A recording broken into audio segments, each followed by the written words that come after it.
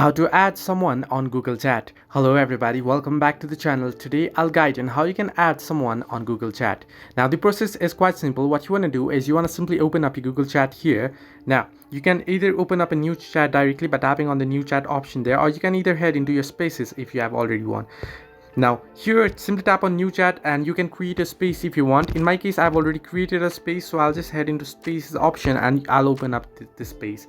Now here you can see you'll get the option to chat. Here you can see you'll get an option to invite people. Simply tap on invite people option there and you'll be able to find people, groups and apps. You can enter in the username, but the more efficient way will be to search them by their email address. Now I'll just search in for a particular email address here, and once you search for it you can see their names comes up there and you can select them, and once you select them simply tap on done and they'll be sent an invitation link. Now once they accept it you'll be able to chat with them, or if you have got the message request, what you want to do, if someone has sent you a chat request and you want to accept it, you want to tap on new chat option there and you can see the message request option, and if you have received any message request you can accept it and you can chat and add someone and you can chat with them. So this way you can add someone on Google Chat. Hope this helped you. Do like and subscribe, and do not forget to leave a comment down below if you have any further issues.